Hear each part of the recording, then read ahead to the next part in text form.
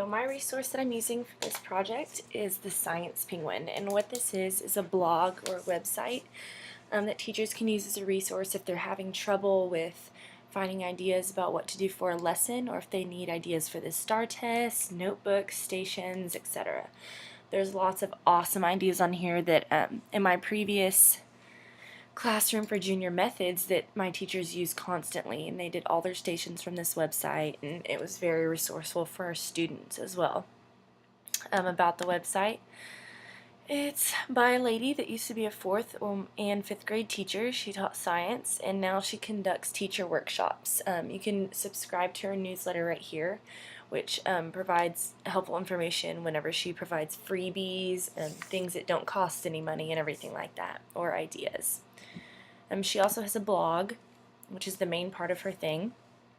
She posts constantly, and every time she does something different from originally posting.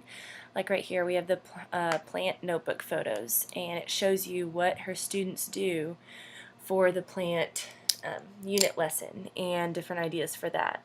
Some of these you have to subscribe to and buy from by Teachers Pay Teachers, but like I said, there's also freebies that you can use. Also, 7 ideas for teaching the water cycle. It's a variety of things you can use. She also does like ways to improve test prep centers, a variety of different things. And you can look more easily under blog and go under archives. It shows it by date, by month. So for example, right here on January 31st, you have math test prep stations, and there's also STAR test preparations and everything like that, which are so useful, especially for the middle grades, which teachers are worrying about STAR tests. And she's gotten really great results from teachers that use her information, and you can go all the way dating back to March 2012, I believe. So up here, contact information. If you ever have any questions for her, if you need to use her information, you just leave your information right here and she will reply back as soon as possible. The cost of it kind of depends. She has a shop, and what you do, you go right here and you can visit her own Teachers Pay Teachers store. You can shop by category, which is science test prep, vocab resources, free teaching resources, interactive science notebooks, which I think are great for the classroom, big science stations, task cards, etc. Or you can shop by topic, scientific method skills, life science resources, etc. Like I said, this website is thesciencepenguin.com. And then cost-wise, if you click on one of these, it'll take you to her website. So if we want to do stations, it'll take you to her Teachers Pay Teachers website, and you can save on bundles.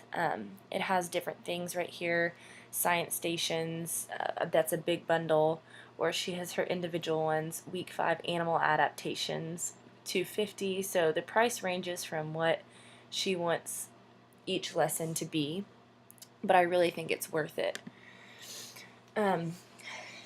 Like I said, it's mainly used for science teachers, but also there are things in her blog and in her thing that are just for teaching in general, and also there was the math, like I mentioned. Instruction for use.